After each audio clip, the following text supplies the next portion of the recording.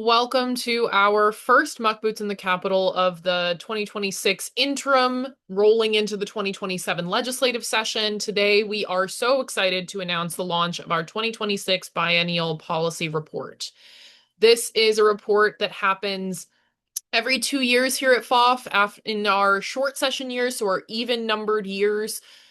We reach out to our community to get more information about the biggest barriers and opportunities for FOF farmers across the state to make sure that we are always working on what is most relevant and what will have the biggest impact and get to the root cause of the problems that folks are seeing across our state.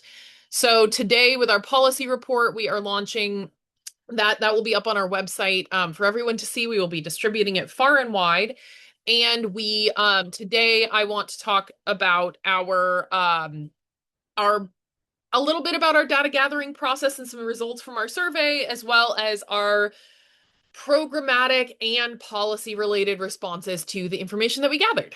So, my name is Alice Morrison. I am the co-executive director of Friends of Family Farmers, and I am in charge of our policy and advocacy program. And I am joined here today on the call by a couple other FOF staff as well. Shout out to Brittany Deming, our community engagement director. I really wish I had turned my Slack notification noise off earlier, but hey, here we are. Sorry, guys. And also Sylvia Cuesta, our farmland navigator, is joining us today. Thank you all so much for being here.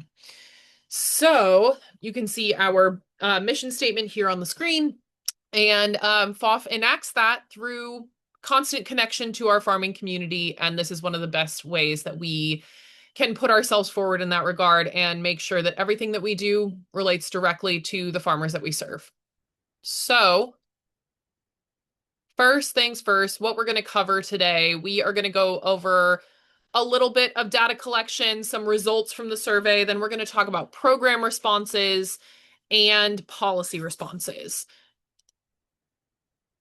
I'm going a little bit quickly because we only have 21 minutes left.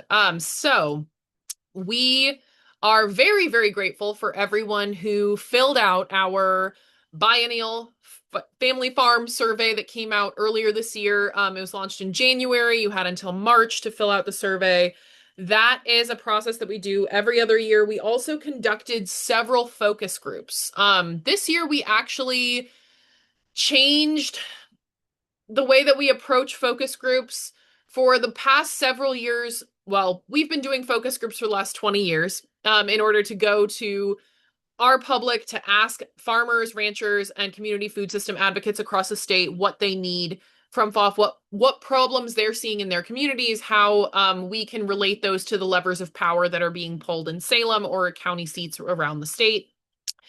And we in the past have done listening session tours in person. Pre-COVID, we sent our staff all over the state to do listening sessions. Those were variably helpful and also had a huge cost associated with them because we had to physically send folks around the state. And as a nonprofit organization that relies on foundation support and donations from public like you, we wanted to more effectively use the tools and resources that we have. So during COVID, when everybody learned about online meetings and things like that, we still had a regional approach. We did regional focus groups and also contracted with some of our culturally specific farming organization partners to have a multi-pronged approach to this where we were asking for feedback and making sure as many voices as possible were included in our policy reports. This year, we decided to go in a slightly different direction. We have our survey, of course, because some people like to give their feedback in a more thoughtful, on their own, self-paced way. But we also did topic-specific focus groups because we noticed that the way that we had designed the focus groups in the past was that some folks would come to the focus group with a specific topic that they wanted to discuss. But if the group in the room after the first session phase of the focus group didn't vote that that was one of the top 3 topics that they wanted to discuss solutions on for the second half of the focus group, those people who brought their very specific expertise didn't get to tell us what they needed to tell us. So we decided to break that down into our hot topics, which were decided by the survey process, which I'll get into in a moment. And we asked folks to come prepared to talk about those specific issues, topics, interest areas, and welcomed people from all over the state into those focus groups. It was a different way of doing things this year, and I think we got some really good feedback on the topics that were identified through the survey process. All right, so survey demographics. I just want to point out that the survey demographics for our farmer respondents are a little bit different than the USDA Census of Agriculture average farmer from Oregon. Nearly 70% of our survey responses were from folks who identify as women. That is very different than the general agricultural industry statistics at large. We had about 20% identify as men and 10% other gender identities or gender nonconforming in our survey process. We also had 20% of survey respondents identify as an ethnicity other than white or multiracial. So that is also much more diverse in terms of background than the USDA Census of Agriculture for Oregon. So just to highlight that we tend to have a more diverse base in terms of gender identity, ethnic background, and our respondents tend to skew younger and earlier in their farming career than the USDA Census of Agriculture statistics. So I think that's important to keep in mind because that is also, it tells us a lot about who we represent as an organization and what types of farmers are coming to FOF because they don't feel represented by other groups in the agricultural policy space. So that's a very important note for us to make when we talk about who FOF is working with and who FOF represents when we are in Salem, we are in county seats talking to county commissioners, or when we engage with our national policy coalitions as well. Also, we do have an incredibly widespread, a broad swath of different agricultural approaches. We do talk a lot about the triple bottom line approach that our farmers tend to take, that they are values aligned with FOF because they want their business to be financially viable. That is a reality of the world that we live in. But they also are farming as a way to give back to the ecosystem that supports them. So we have an environmental or ecological bottom line. And then we also have a community bottom line that our farmers identify with us values-wise. So that goes for the people who are involved in your farming operation, you, your family, your workers, your community, your customers, and welfare of the animals involved in your operation as well. But some of the business factors that we thought were the most exciting and speak to the type of farmer that FOF serves is that, as always, direct-to-consumer sales outlets are incredibly important to our farmers. More than 90% of our farmers have at least one direct-to-consumer sales outlet as part of their mix. Yes, many have not direct-to-consumer sales outlets, wholesale, institutional sales, retail, those kinds of things, restaurants, all of that. But most of the farmers that we work with either started as or started as entirely or partially direct-to-consumer sales and keep that community connection through one sales outlet in their mix, whether that's farmers market, CSA, having an on-farm farm stand or retail outlet for their product. When you are selling to the end consumer of your food, that is a huge indicator that you might be FOF aligned. Diversified production is also really important. And I'm not just talking about diversified annual vegetable production.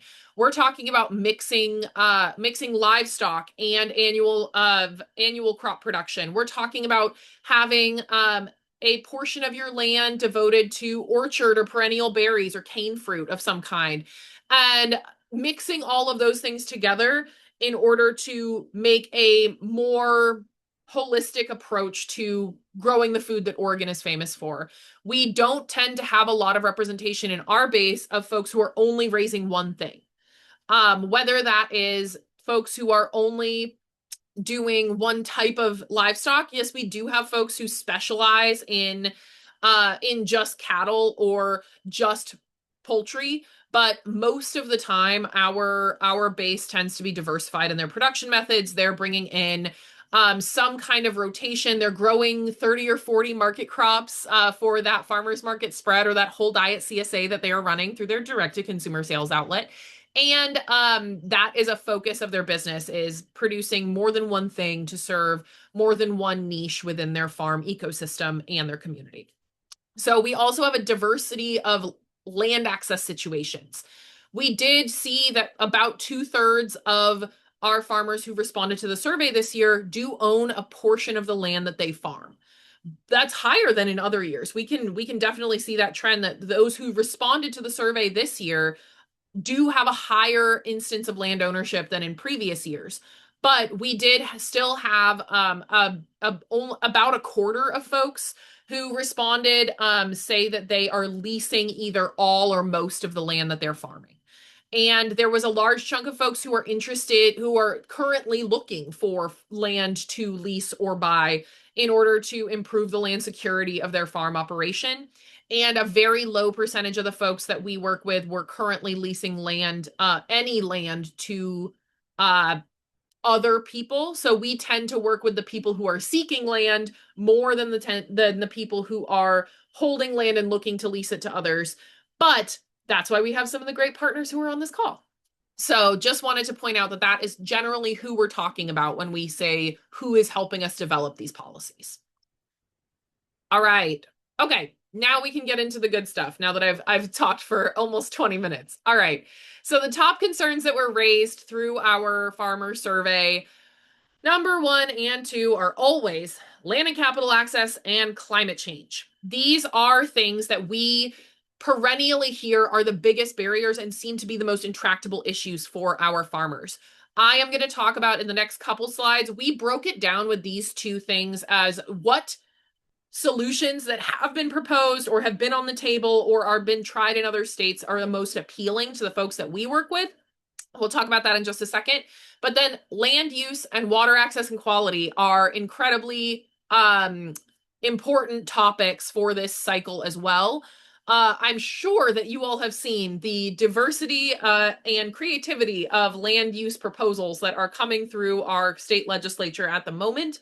And you have watched FOF try to walk this middle path between farmland preservation and diversity of farm income. And we'll talk about why that is in just a couple slides.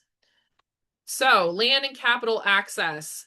This is one of the tables from, it got a little cut off when I translated these slides from Google Slides into Canva. Sorry about that. But as you can see, there are two who are way out in front on the proposed solutions that people like the most.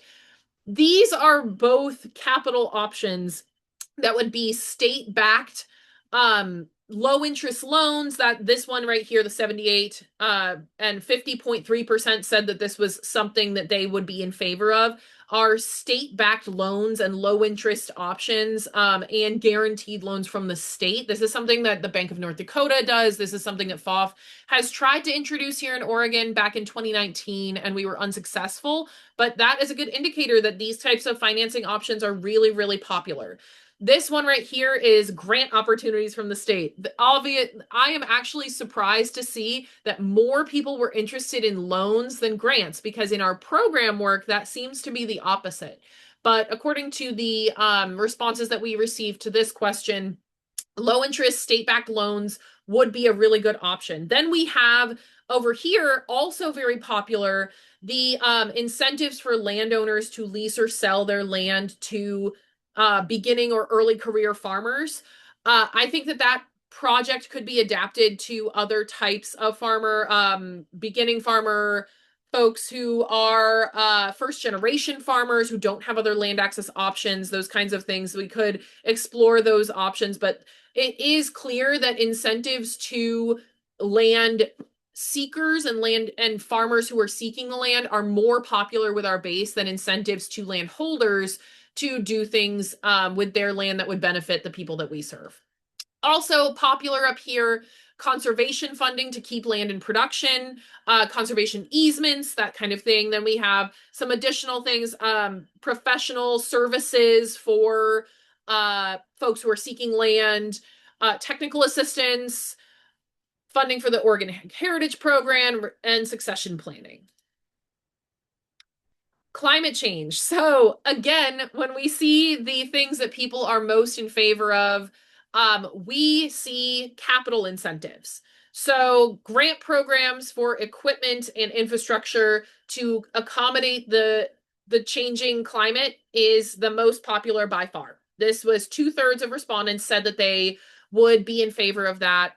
Then just below that is incentives or tax breaks, pay for practices kinds of programs. And then we also have funding for farmers to connect. And I think that those things are really important, notably permanent disaster relief. And relief is a key word there. We're going to talk about that later. But pay for practices, grant programs for equipments and infrastructure, and notably, there is less support for both matching for federal programs. Maybe that's a loss of trust in federal programs after we've seen slowdowns in payments, reductions in payments, some additional hoops to jump through. And then we also see that the carbon credits and markets were the lowest scoring of the ideas that, have been proposed in the past that we put up for onto the slate this year, to make sure that our farmers were in favor of things that are out there that we know might come up again.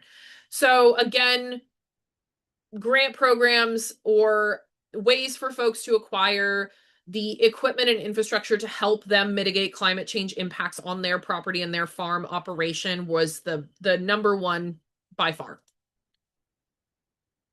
Land use and agritourism also came up quite a bit. So this is something that we continually discuss here in FOF space. And the reality is that we do not agree all the time on what is the best and highest use of our farmland and what our priorities should be. And I think that it's worth acknowledging that FOF tries to walk a middle path, because we have folks who believe both ways in our base. And I think that that's really important because we don't want the farming community or the agricultural community to be painted as a monolith on this issue, because we see it every day that it is not one way to think about these issues. There are some things that we agree on, that all of our farmers tend to agree on. In general, folks do not want to see UGB expansions into prime farmland or active farmland when there are other options for industrial and residential land within UGBs to be invested in, to be redeveloped. We have seen this a lot in the North Willamette Valley. I think you all on the call probably know exactly where I'm talking about. But having our agricultural lands taken out of production through UGB expansion when there is industrial and residential land within those UGBs that could be redeveloped is incredibly frustrating. And that is something that everyone agrees is not the right answer. They also agree that competition from lifestyle buyers is driving up the price of smaller parcels, and that's putting them out of reach of the average beginning farmer. That is something that is incredibly frustrating for folks, especially our folks who tend to be on the smaller side, the more diversified side, not going into those cropping structures that require hundreds of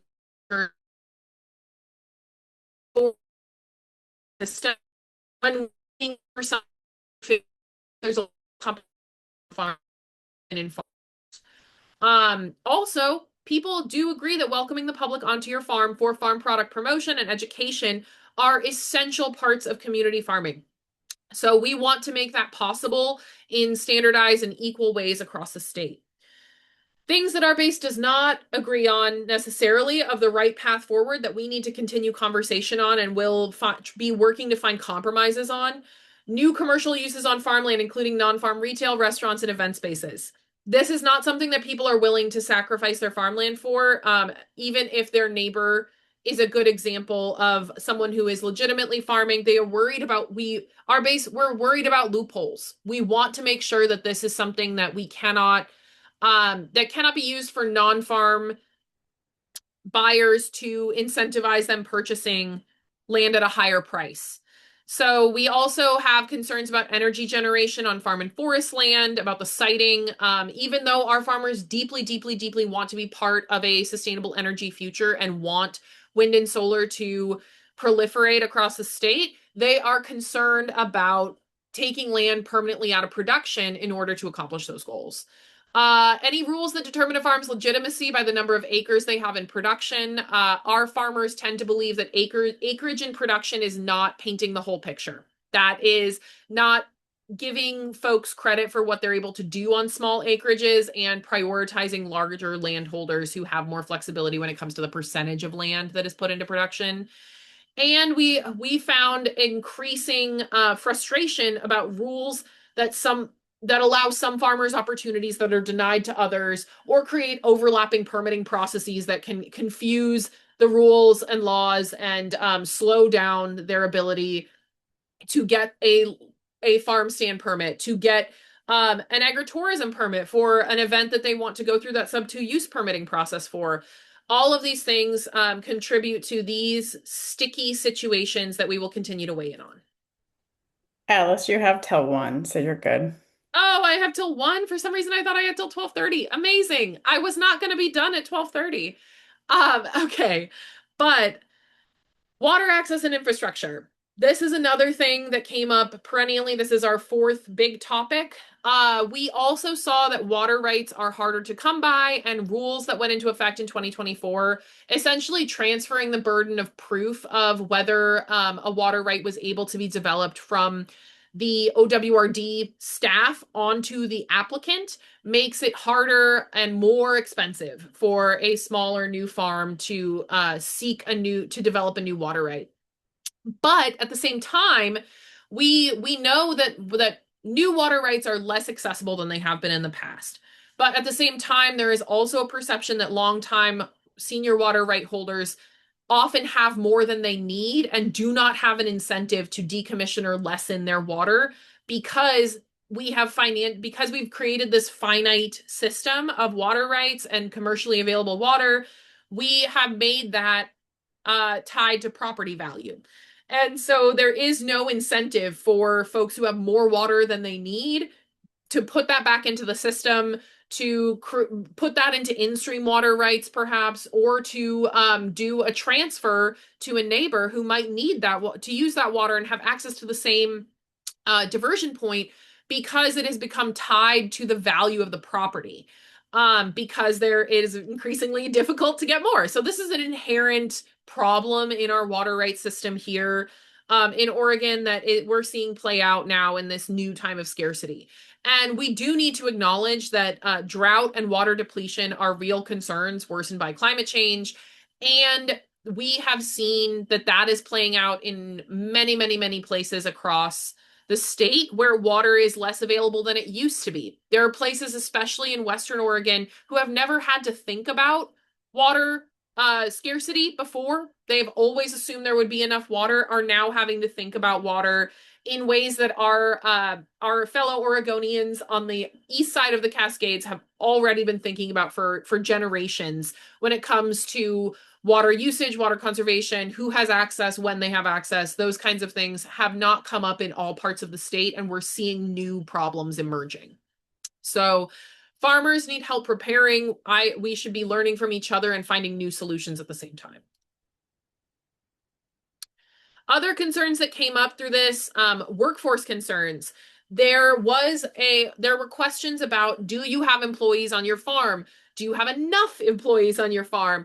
And when people didn't have enough employees on their farm, we asked them what the top barrier to bringing more qualified help into their farm was. And the number one thing was not being able to pay competitive wages for the number of people that they needed to hire. And we want to help farmers find ways to have a better path forward and to create more living wage jobs to help boost our sector's ability to support long range careers and keeping people in the sector to provide that skilled labor that we know is necessary. Fair competition and market access. So this is something that comes in when we talk about our concerns around whether or not one crop is outweighing another. We're going to talk about that in just a second. But when we think about market access, we are also thinking about meat processing infrastructure. We got a lot of feedback this session. This go around this data collection cycle about the need for us to keep up with our state inspected meat processing work and to find more ways to make that processing line up with the needs of small and independent farmers. It is becoming increasingly clear that authorizing that program was not enough. We also need to keep pushing the state to invest in it. We also need to keep providing folks with the ability to bring their product to market legally in a food safe and really clear way so that we can make sure that that market access piece is not that's not the bottleneck that it has been for the last 20 years. We have a long way to go still. Industrialization is another it kind of goes hand in hand with that market access, but having industrial crops, industrially processed crops, and we're going to get into more of this in a moment, but having that outweigh or be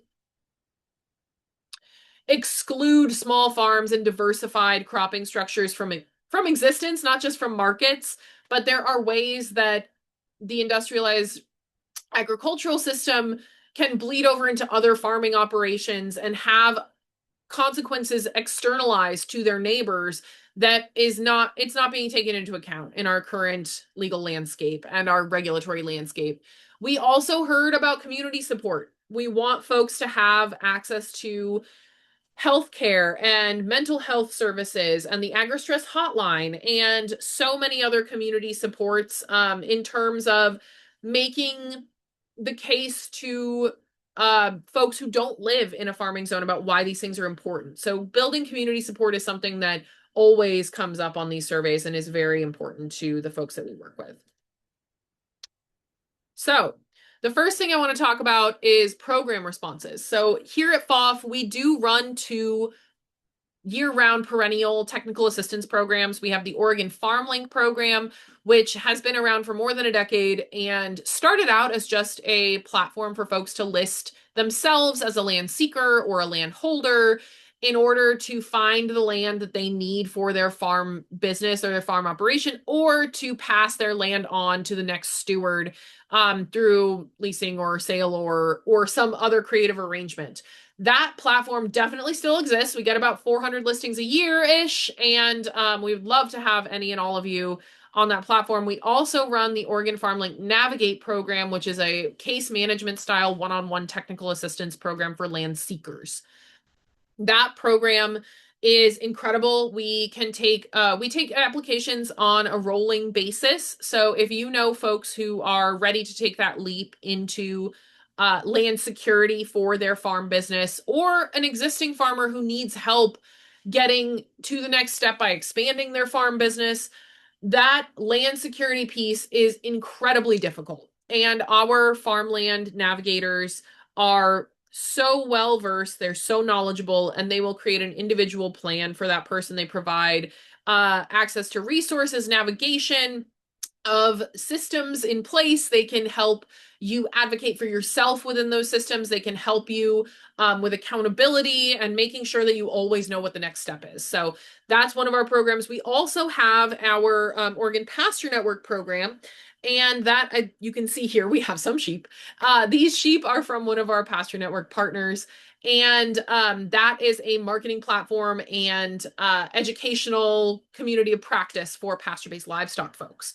So those programs have been around with FAW for over a decade. They are well loved and well used. And then we also have a couple of new options or offerings that we are bringing to the table.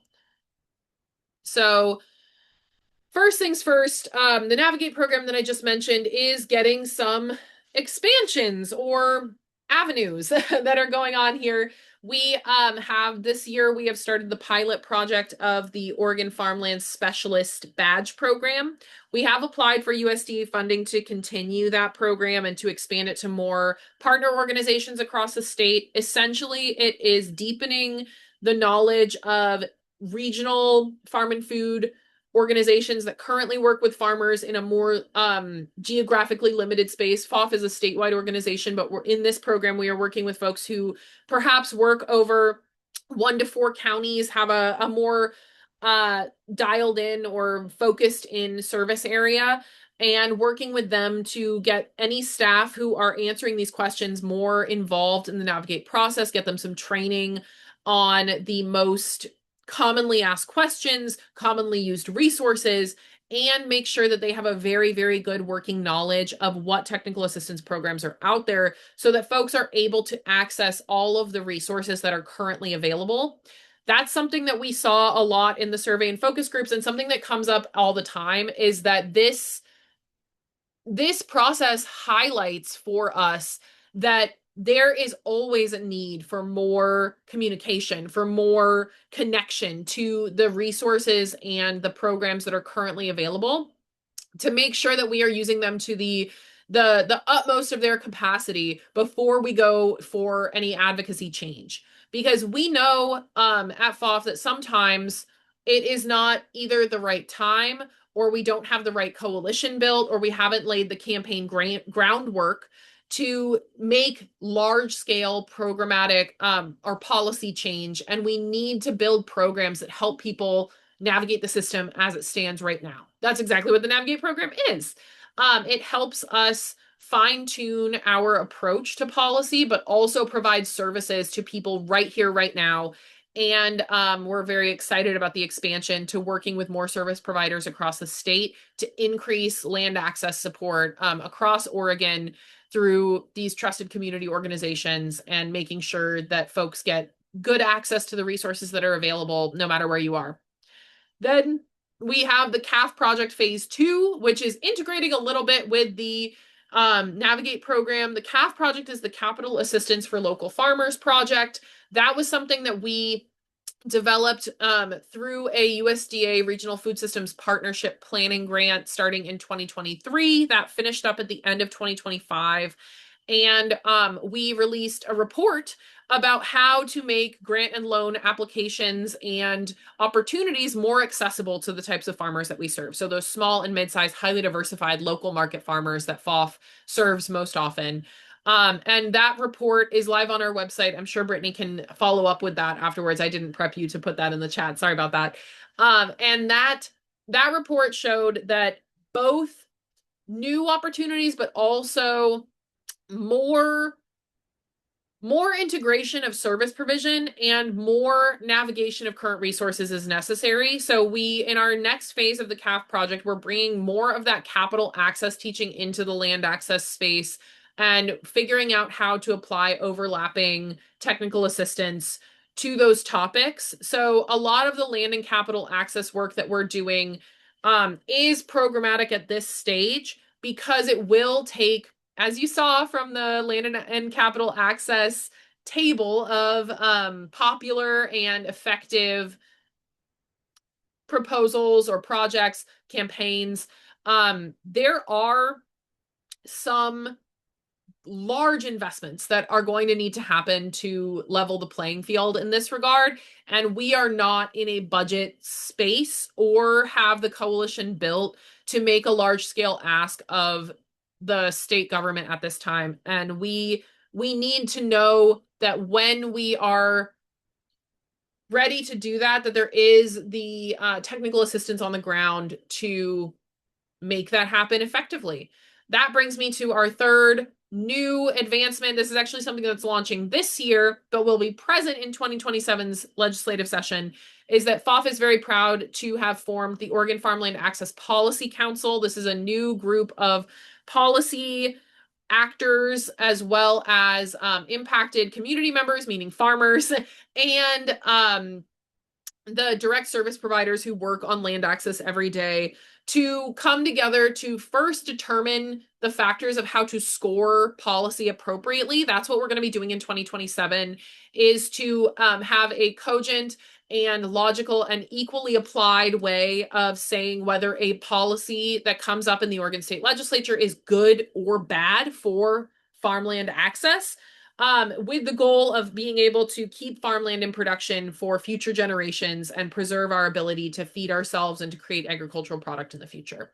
So that is in the beginning stages. We will be have our policy lens done for the 2027 legislative session, and our goal with that is to keep that as a permanent part of our programming and be able to introduce a farmland access policy council um, improving farmland access policy package in 2029's long session. So this is the beginning of a long-term campaign to increase policy farmland access via program and policy spaces over the long term. All right. So this is probably what everyone is here to see is our legislative priorities for next year. I will say that these are not in any particular order, and there are some that are related to the barriers that we talked about before that are also related to long-term campaigns for FOF, and we're going to talk about those first, and then we're going to talk about our two exploratory concepts at the end of the presentation. So, Farmer Rancher Disaster Resilience Grants. Woo! So these grants, there has been a long history on this project. So as you remember from the survey and focus group data collection, the impact of climate change is often felt by worsening natural disasters, whether that's heat domes, wildfires, whether that's just worsening hailstorms or less predictable freezes and thaws and less predictable seasons overall. Farmers in Oregon are having to cope with variable conditions, with extreme weather, and that has borne out in many seasons over the last decade as disaster. In 2020, the 2020 wildfires and the heat dome resulted in a disaster relief project from the state that went through OCFSN for the small farm component, the Oregon Community Food Systems Network for the small farm component. It was a parallel program with ODA's project for the disaster relief. And that grant, it felt really, really good to build something accessible for the type of farmer that we work with to help them cope with the losses from those storms, the heat dome, all of those things. But it did feel like too little too late. So in 2023, we decided, starting in 2022, obviously, like we're talking about the 27 session starting right here in 26. So in 2022, FOF and Oregon Climate and Agriculture Network worked together to start requesting disaster resilience as a next step from disaster relief. And during that session, we requested it several times. And in 2023, it was included by Representative Helm's office in a drought package originally called the Buy Draws package that then trickled down into the Christmas tree bill or the budget reconciliation bill as a one-time allocation. So that whole package included of course, this program, the Farmer Rancher Disaster Resilience Program, this was allocated $2.65 million.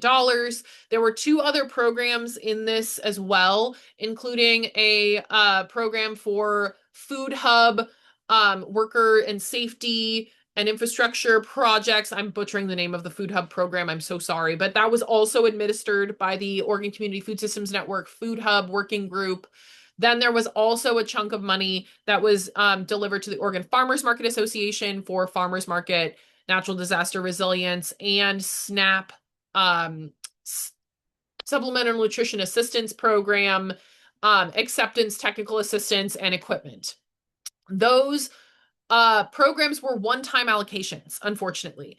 And when we went back in 2025 to get these successful programs renewed, we were not successful. We ran a campaign that we are very, very proud of. We brought dozens of farmers to the Capitol. We brought 100 farmers to the Capitol in our lobby day, and we had lots and lots of meetings with legislators and recipients of these grants talking about how life-changing they are. During that first round of the grant programs, it was allocated $2.65 million. They put out about $2.4 million out into the world as grant funds to 181 different grant opportunities. So that came out to be around 13 or $14,000 per grant, which doesn't sound like a lot. And in the legislative sphere, not a lot of money, but had a huge impact. It allowed people to purchase equipment, infrastructure, supplies to make their farms more resilient to extreme heat. There were irrigation efficiency, there was shade cloth, there were building shade structures for your livestock. There were also direct disaster resilience in terms of evacuation trailers and evacuation planning for folks who needed to be able to get their herd or their flock off the farm in the case of a wildfire emergency. And this program was incredibly successful, but in 2025, we were not able to get the legislators to see the urgency of renewal. And this has been it was incredibly heartbreaking to see this program go unrenewed in 2025. And we have been working nonstop since then to make sure that because we knew climate change was always going to be a priority, that people favor the state providing money for farmers to make themselves more resilient because they know what they need. They've been planning these things. They have a wish list. And we also know that this program, although we had $2.4 million to give out, there were nearly $7 million of requests. So, or no, over $7 million of requests. So there's about $4.5 to $5 million of unmet need out there right now. So we have been working with our allies at ORCAN and OCFSN to make sure that this program, the success of this program and the necessity of renewal for this program shows up everywhere that it is relevant. So we've been working with folks through the Plan for Resilient Oregon at the governor's office. We have been attending Water Caucus stakeholder meetings and talking with folks on the Oregon Hunger Task Force to really emphasize the impact of these grants and to make it clear that this is a huge benefit, not only to Oregon's community food system, but to the viability of small farms across rural Oregon. And we are really excited to work on this again in 2027. The next thing that we are going to be working on is related to that fair competition and industrialization thing. And this is something that FOF has been working on for quite a while, the Willamette Valley Protected District. So for those of you who are not aware of this campaign, for the last decade-ish, we at FOF have been involved in helping our just checking my time here. We have been helping our specialty brassica seed growers in the Willamette Valley Protected District make the case that they do need protection from nuisance canola in their area. So there is a lot of information on our website that we will follow up with, but this protected district was established in order to create standards of isolation and limit the acreage of production of canola because of the risk that it poses to specialty brassica seed production in Oregon. So specialty brassica seed production, that is just, seed farming for our cabbages, Brussels sprouts, cauliflower, broccoli, all of those kinds of things. And we live in a very, very, very special area here in Western Oregon. I live in Junction City, right outside the protected district. And we are in a very special position. We are some of the varieties that are grown here for seed that's used all over the world to raise millions of pounds of food per year. 90% of the seed stock for some of those varieties is grown right here in the Willamette Valley. We have not only the knowledge, we have the faith of the seed company contractors, we have infrastructure, we have, this is an industry that has built the Willamette Valley, and it also is one of the most lucrative ways for small acreage farmers to have family supporting incomes. There are farmers in the Willamette Valley who, are raising three children. They're making it work. They're paying their mortgage because of these seed crops. And they are able to feed their community while also enabling millions and millions of pounds of food to be grown across the world. And unfortunately, canola is in the brassica family as well and is an extremely well-documented risk to these crops. There is a lot of opportunity for cross-contamination. And this has been heavily, heavily fought in the legislature. And because of a few families who have a lot of influence, who want to be able to grow more canola in this protected district. Outside the protected district, anywhere else in the Willamette Valley, there is not a limitation on the amount of canola you can grow. They're currently proposing changes to the Central Oregon Protected District that we are very concerned will cross over into the Willamette Valley Protected District for uninitiated legislators who see protected district must be the same. We are working on some comments to ODA on those. The comment period closes August 31st. Look out for an email from FOF very soon. But this is something that we continually have to work on because there is a sunset on this legislation. So it keeps coming up because the protections are going to elapse if we do nothing. So that's coming up again in 2027. We need to renew the protections or make them permanent for the Willamette Valley Protected District. This protected district has been in place for a very long time. It is not. There is no boogeyman that we need to continue to worry about other than what is already being protected for, and we are going to advocate for the renewal of this protected district. We are very proud to stand with our specialty seed production farmers, as well as the many people who benefit from the seed that they grow. So that's an interesting thing that we're going to be working on this year as well.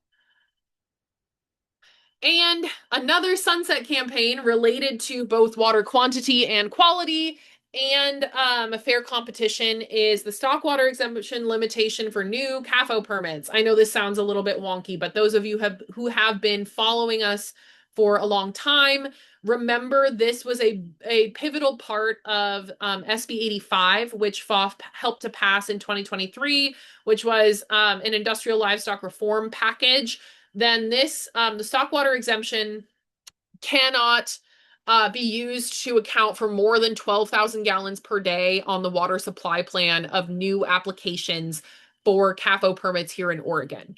So the water supply plan was a new addition to the CAFO permitting process before SB 85 was passed in 2023. There was no documentation of the legal source of the water for any CAFO permit in the state. And here in Oregon, we don't have what everyone else would consider the standard CAFO permitting process. We permit much, much smaller farms through the CAFO program here in Oregon than anywhere. Well, I won't say than anywhere else in the country, than many other places in the country. But when we're talking about the largest farms in the state that are permitted for tens and tens of thousands of cows, and there is no required documentation of where that amount of water is coming from, that is very concerning when we look toward the equity of water distribution in the future, as well as some of our more vulnerable areas, like the groundwater management areas, that one of which I happen to live in here in the South Willamette Valley, as well as the Lower Umatilla Basin groundwater management area, which is having such awful results from the nitrate contamination that has been allowed to persist there for decades. So this is an important part of the way that FOF can represent our farmers in the equitable distribution of our natural resources. And it's really important that we are able to renew this sunset or make this limitation permanent so that a couple of really large facilities don't wipe out the water supply for the rest of the agricultural industry. Oversimplification, but more to come. Okay, and now we have two exploratory ideas in the last 5 minutes.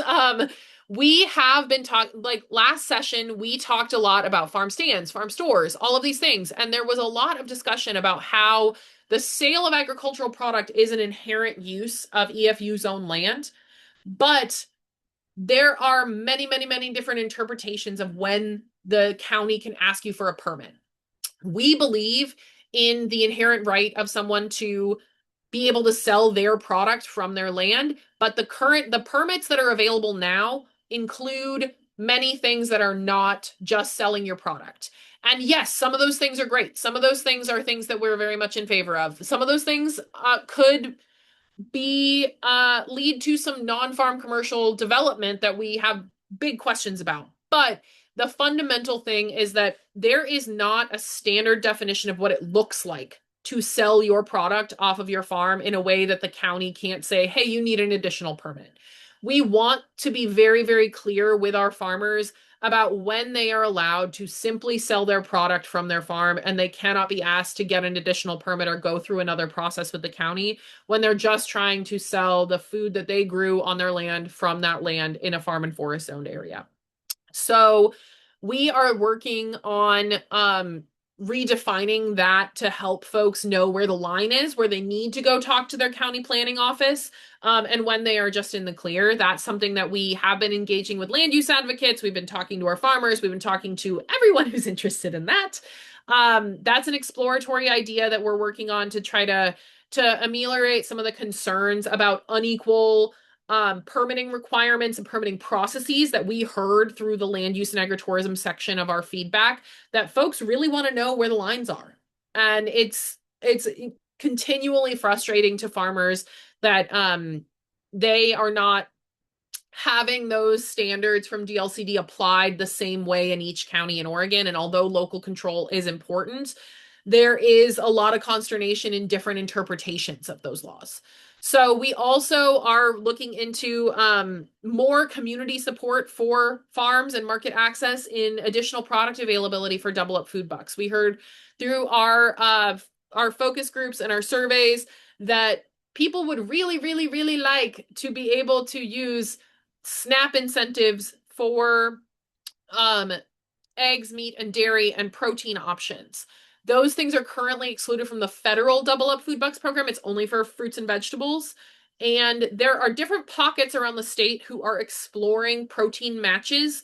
And we are working with the with Farmers Market Fund and the Oregon Hunger Task Force and all of the relevant folks in the food bank and all of the folks who fought so hard to get permanent match in as a line item in the Department of Human Services agency budget for Double Up Food Bucks. We want to make sure that we are not endangering the existing program, but we're exploring options for how to expand that to give more options to the folks who come to farmers markets, farm stands, even grocery stores that accept Double Up Food Bucks, to make local food more accessible and to increase our farmers' ability to feed their neighbors.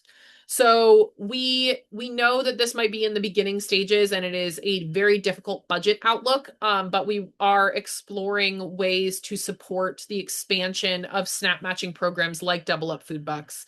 And we look forward to telling you more as we get more information. But that is the end of my presentation, and it is 12:59.